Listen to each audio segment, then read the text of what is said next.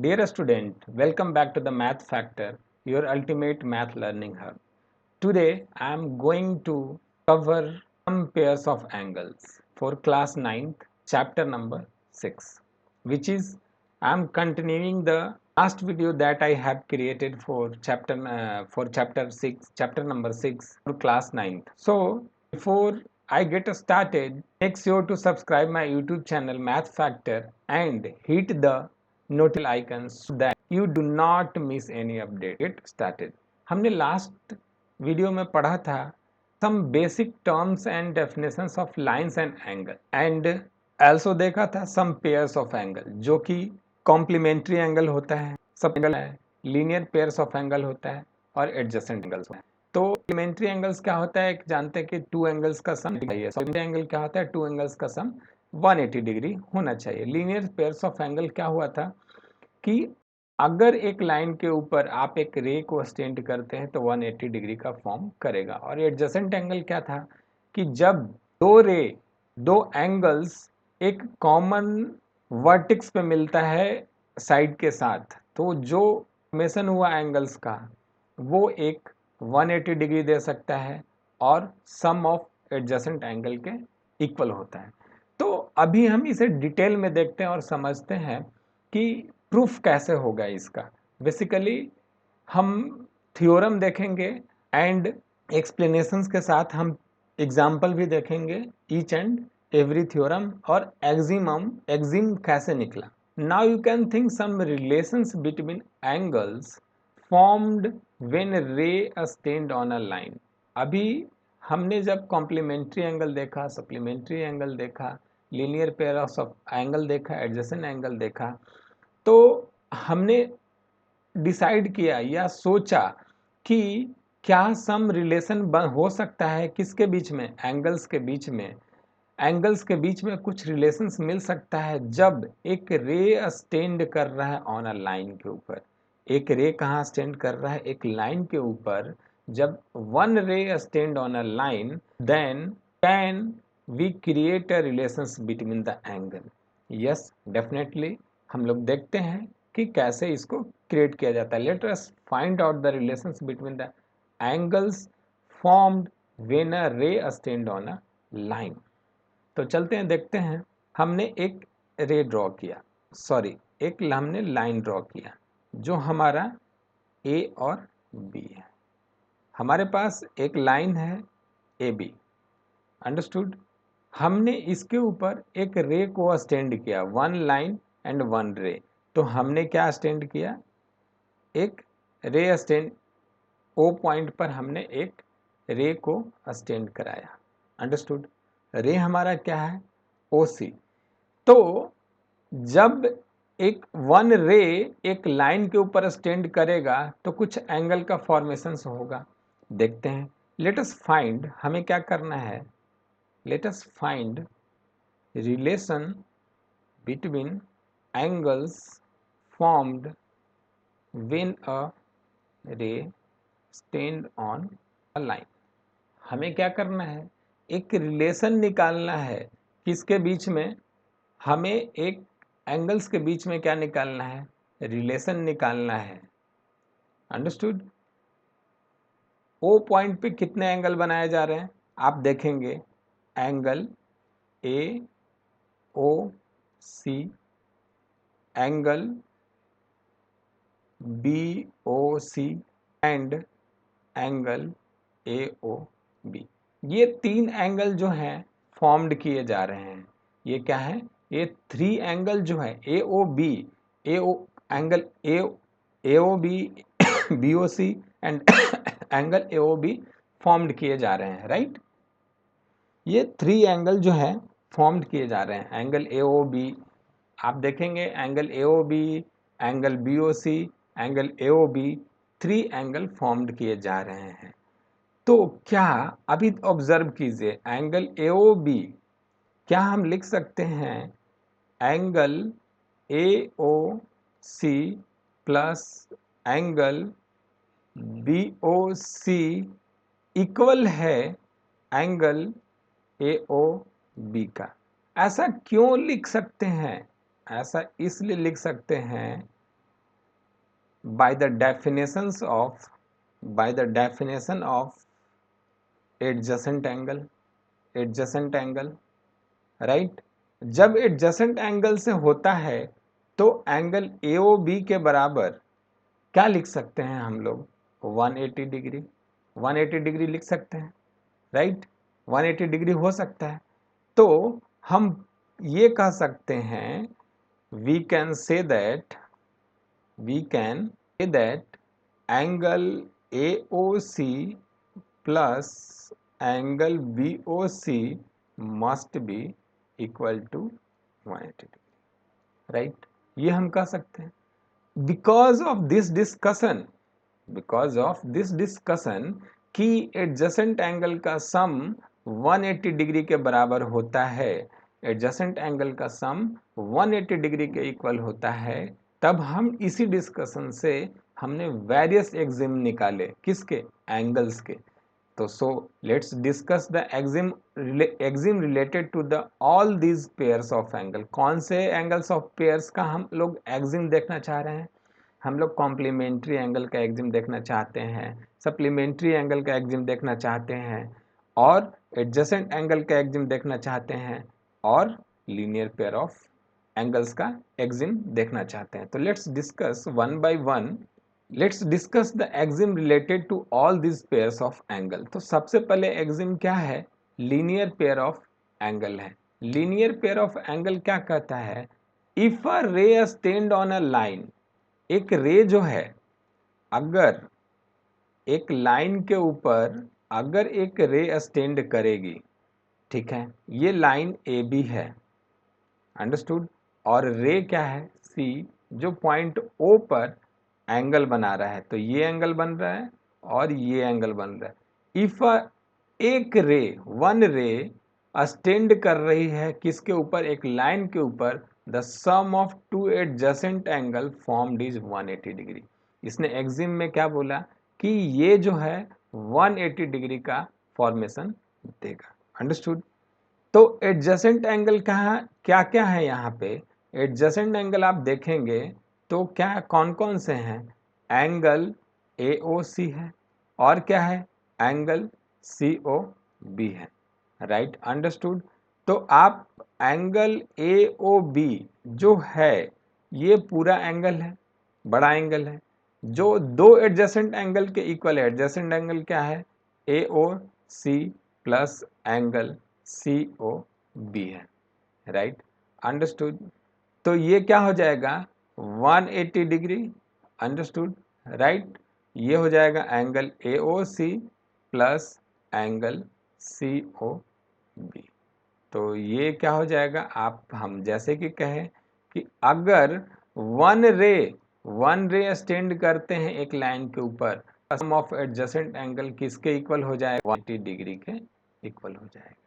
हमने इसीलिए ऐसा कहा, हमने क्या बोला कि अगर एक वन रे स्टैंड करता है किसी लाइन के ऊपर, तो उसका एडजेसेंट एंगल का फॉर्मेशंस जो होगा, सम होगा, 180 डिग्री के बराबर होगा। अभी हम देखते हैं Exim, converse of linear pair of angles. इसी का उल्टा हम देखेंगे कि कन्वर्ज क्या हो सकता है?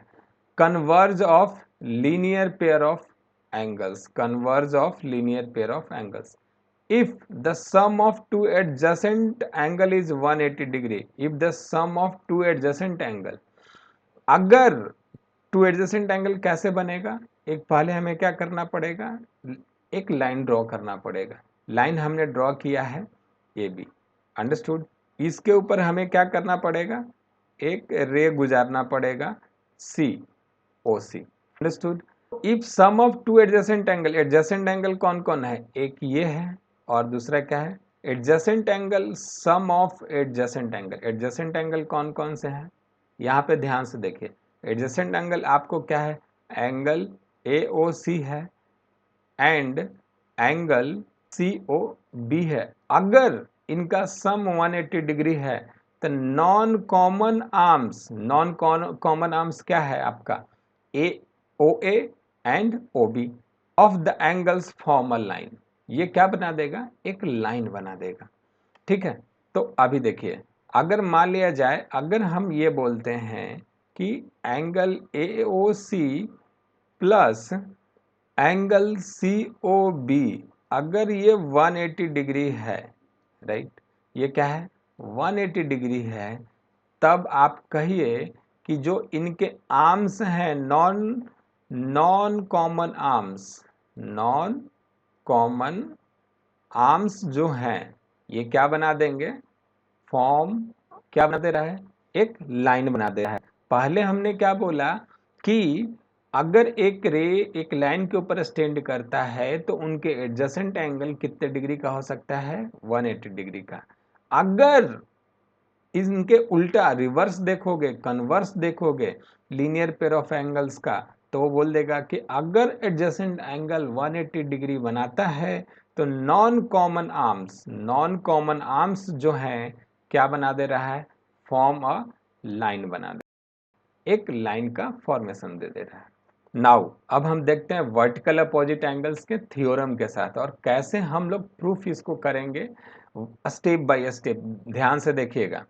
तो हम चलते हैं, थ्योरम है मेरा vertical opposite angles. Vertical opposite angles जो कि 6.1 थ्योरम से लिया गया है, ये क्या बोलता है, ये क्या कहता है, if two lines intersect each other, अगर दो लाइन इंटरसेक्ट करता है each other, the vertical opposite angles are equal. जो वर्टिकल अपोजिट एंगल्स होंगे वो क्या हो जाएंगे, इक्वल्स होंगे।